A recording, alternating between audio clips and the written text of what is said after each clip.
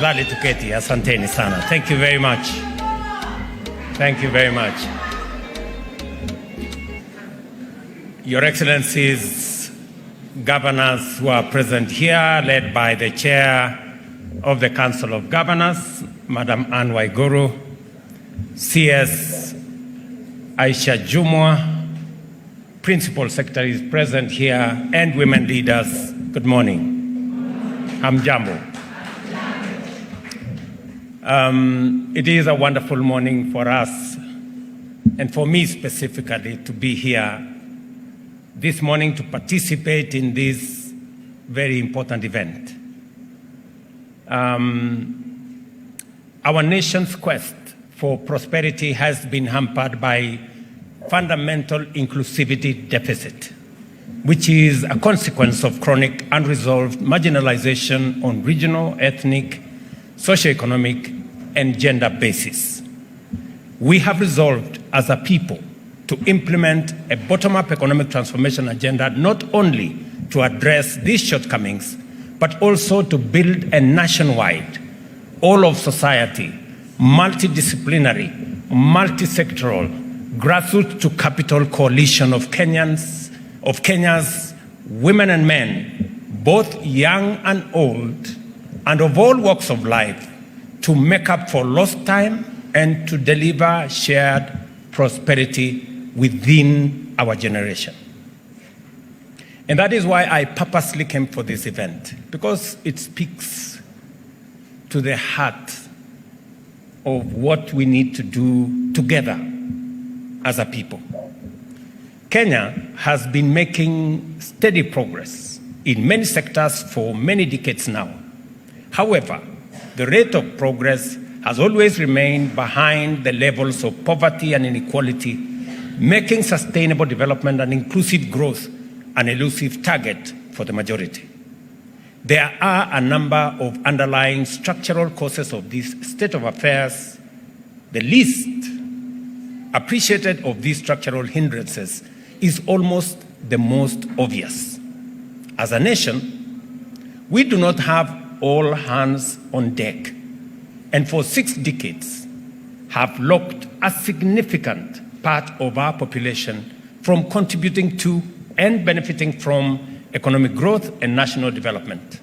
As a result, the opportunities we have denied ourselves are vast. The cost of this persistent and systemic omission is huge, and the negative impact on the people, especially the most vulnerable, is immense. It is clear that a truly inclusive economy would be at least twice as productive, meaning that we would have exceeded our most ambitious development projections long time ago. We can accelerate our progress to become an industrialized, high-income economy by radically enhancing the inclusion and participation of women in leadership.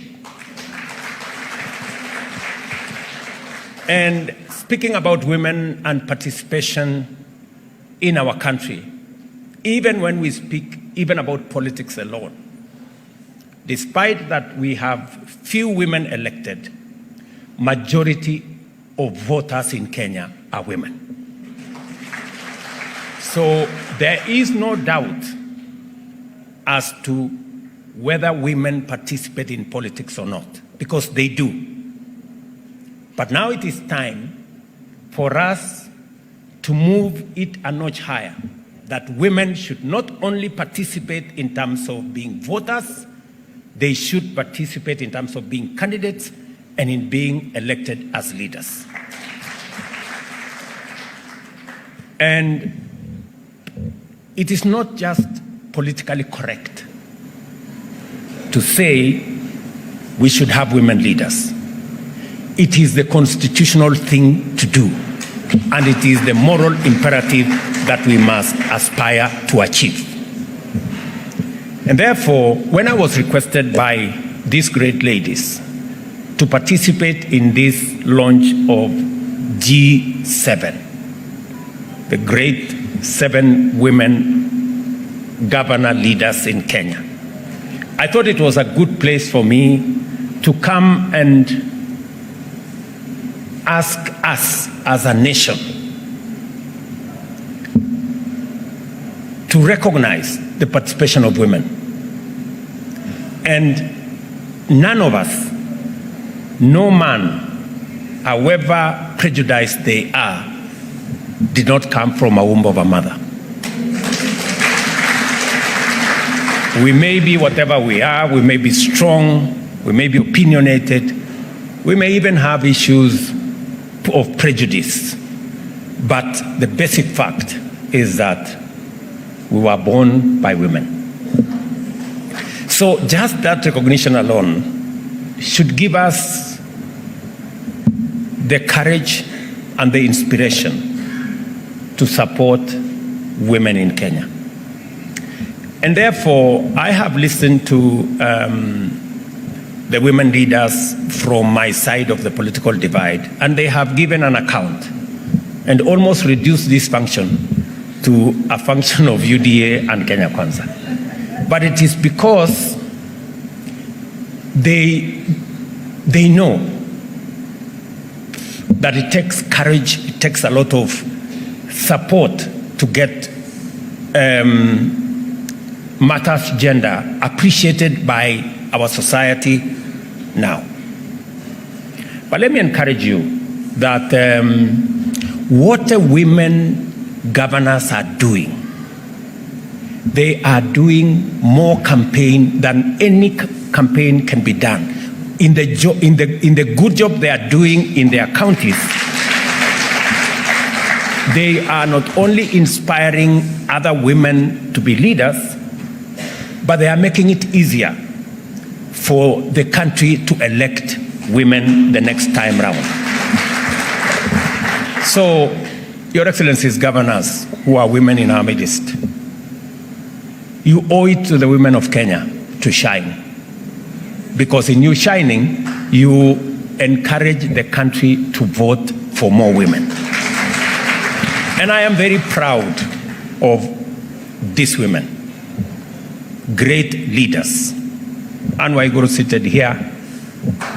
My dear sister says, Marina, who is here, Gladys Wanga, Susan Kehika, Fatuma Achani, and Kawira Mwangaza, and of course Wavinya Ndeti.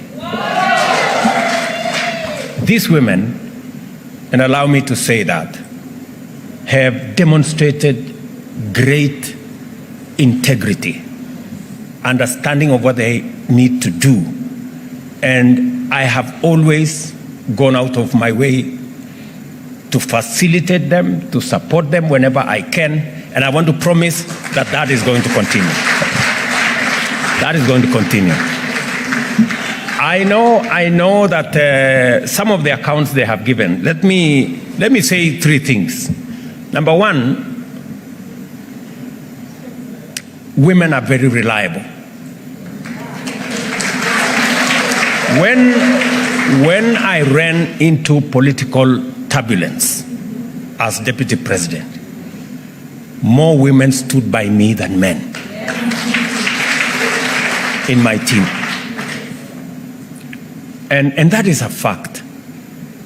In the last election, for some reason, more women voted for me than men.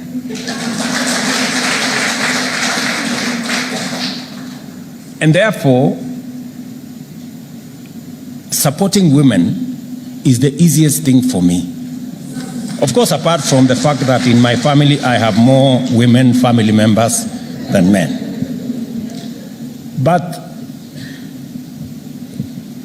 I know sometimes I have, whenever I speak to the leaders in my corner, sometimes I in the process of mentorship, you have to tell them some hard facts.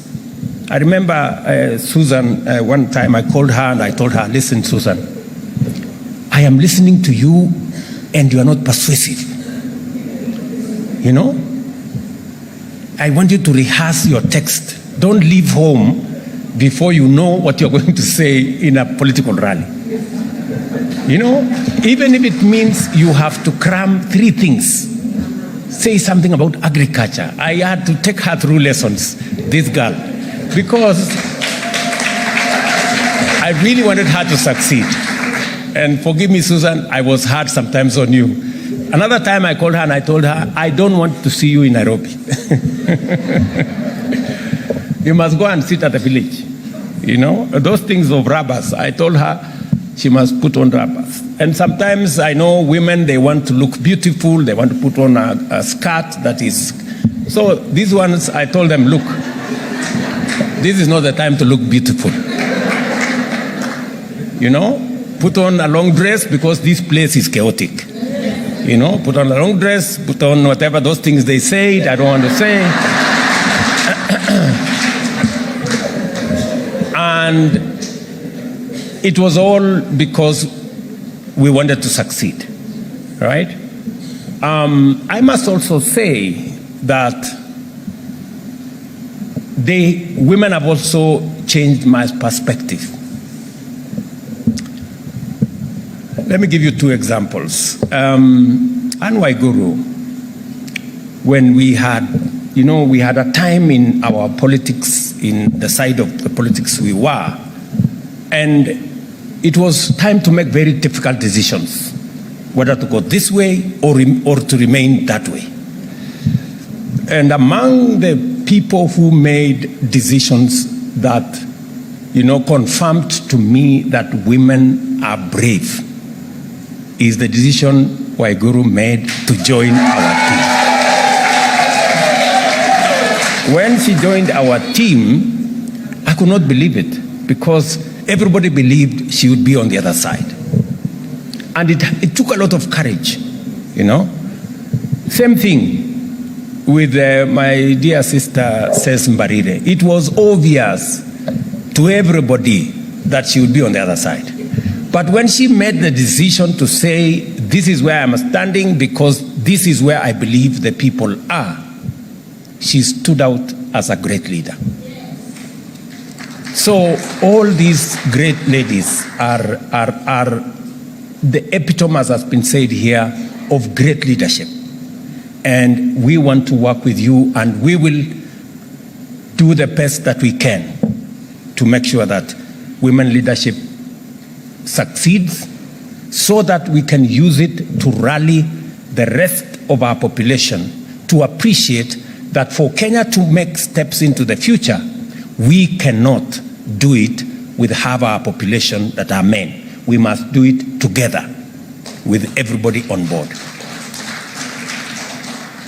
That's why the bottom-up economic transformation agenda identifies working conditions, including unpaid care work, exclusion from decision-making, risk of gender-based violence, low access to adequate health care, vulnerability to the effects of pollution, environmental degradation and climate change, as well as early marriages and childhood pregnancies as contributing factors to minimal participation of women in key sectors of our economy.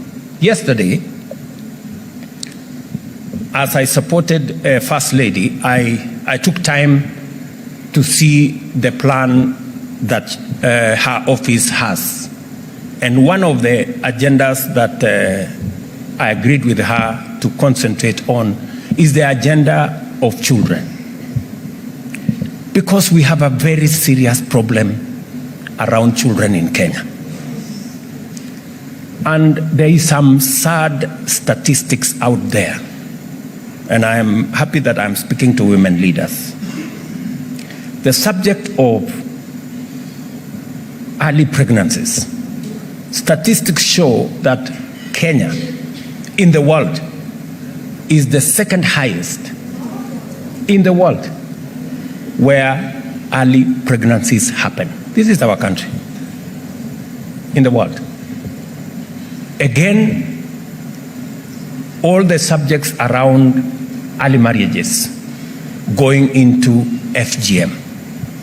So, I am asking women leaders, as I do men leaders, to work in concert, all of us, to protect our children, especially from FGM, early marriages, and early pregnancies. because it is destroying the future of many of our children. So as I went through with the staff of the First Lady what it is that they want to do and how government can support to raise the bar, to raise the profile of the challenge that we have in that space, I thought about these women leaders who are here.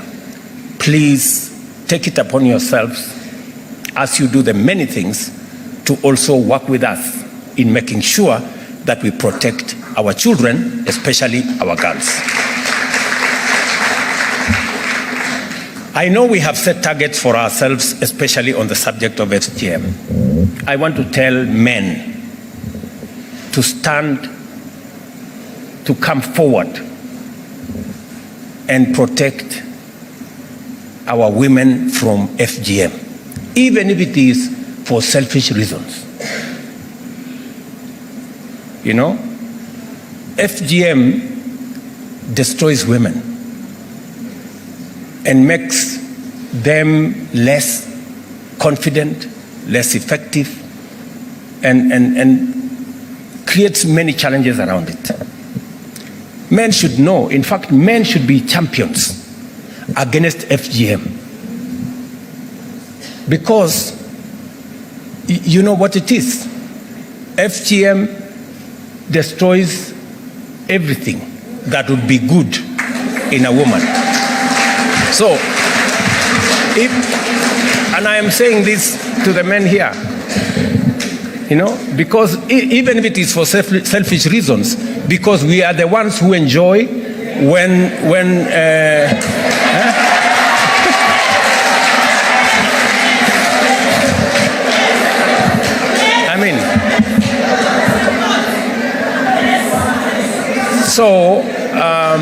and especially the women who come from the counties that have prevalence of this challenge, please, let's go out of our way. And therefore, we made a commitment to the people of Kenya to accelerate interventions to actualize the constitutional gender inclusion threshold and pursue radical imaginative strategies towards this end, and to significantly enhance financial inclusion of women, among other efforts. And let me say this. When I did a memorandum to Parliament, I did not do it for political correctness. It is because I had made a commitment to the women in Kenya Kwanza that we would finally do something about this 2/3 gender rule. And it has been a back and forth for now over 10 years. I want to commit to the women of Kenya that this time round, we will make sure that the 2/3 gender rule is a thing.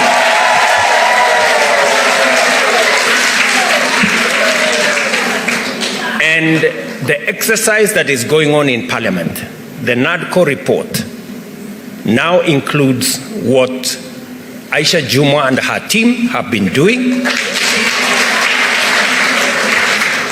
And the commitment I made is that for the 290 seats, at the very minimum, we must have at least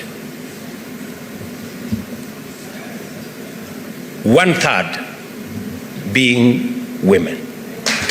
Now, I know there is a lot of calculus and mathematics and interpretations and what, but in the bill that is going to go to Parliament, we will make sure that at least more women, and hopefully we can do this by next year, more women get to leadership in Parliament.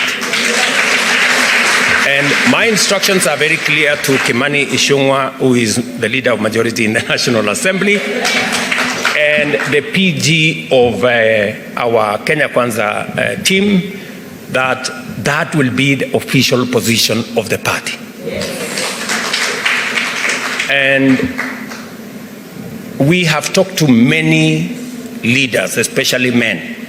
And I can tell you, ladies, for the first time, I see that men are committed to making sure that this time round, we succeed in actualizing the 2/3 gender rule in the frame that we have set. And I want to ask women leaders, I know you may want higher numbers, but we can do it, you know, we can do it progressively. Let us get what we think is attainable now. You guys know what you need to do. We can then take it to the next level, and then take it to the next level, and finally get it to 50-50. Let me also say the following. Cecily Mbarire is the chair of UDA, not by default. It is deliberate and it is intentional. And one of the assignments she has is that we must, as a party, lead from the front, and we must make it in the rules, Madam Cecily Mbarire, that when Rigiji and myself tukifika hapo mbele na tumepangana, tumekubaliana vile itaenda, we must also agree that going forward, if a man is a candidate for president in our party, the woman must be the runner.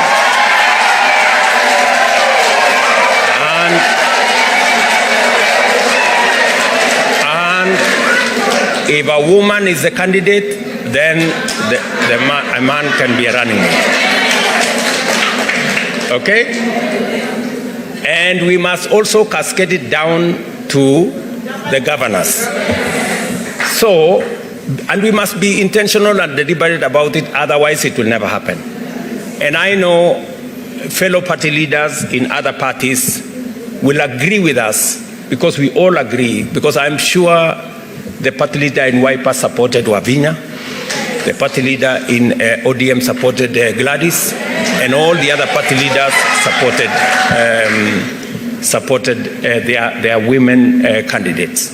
So we will do this not because we want to do anything against men, but we want to balance so that we all move together.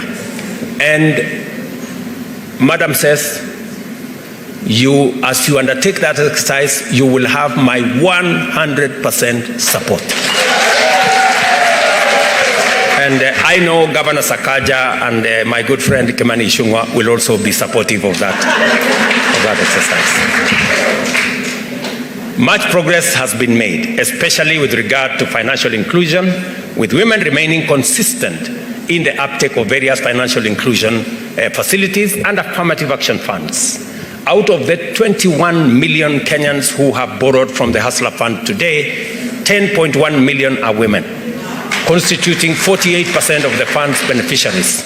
Out of this, 8.8 million women have borrowed a total of 23 billion of the total of 47 billion already lent. And let me say that the average age of women accessing the Hustler Fund is 35, compared to 39 for men. So more women, more younger women are more conscious, you know, about what they need to do, and therefore the mentorship that has been going on. And let me say something very deliberate here. Charity Ngilu occupies a very special place in our country. She is the first woman to dare to run for president, you know, materially. And she's been a great inspiration. I must say this. I know Charity is many times very hard on me, but I must say this about her, that she is a great inspiration to many women, not in her party, to many women across Kenya. You know, her daring spirit has inspired many of these women who are today leaders in Kenya. I want to ask those of you who are leaders today, please, the mentorship that Charity gave you, please mentor others by demonstrating great leadership going into the future. And we are going to stand together to work with you. The last election proved to be a transformational watershed in women's participation in political leadership. As a result, the number of women in each category of elective leadership grew, with the greatest leap being in the number of counties which elected female governors. Kwale here, Fatuma Chani, Machakos there, Wavinya Ndeti, Kirinyaga, Anne Waiguru, Embu, Cecily Mbarire, Meru, Kawira Mwangaza, Nakuru, Susan Kehika, and of course, Homa Bay, our Gladys Wanga. And I am very confident that the governor's seat, we should be able to attain the parity benchmark much more faster than in all the other seats. And therefore, I support, because it is true, these women governors have demonstrated great leadership. In fact, better than the men. And if there is a place, it is always said, and I'm sorry, Sakaja, it is always said, you're a great leader in Nairobi, I must say that. But let me say this. It is always said, what men can do, women can do better. If there is a demonstration of that belief that what men can do, women can do better, it is in the governor's position occupied by these women. They have demonstrated that certainly women leadership as governors have done much more than what their male counterparts have done. These leaders, they have stepped up as models of transformative leadership, advocates of women inclusion, and champions of leadership of devolution and good governance. I like what Wanga said, that they want to stand on the platform of integrity.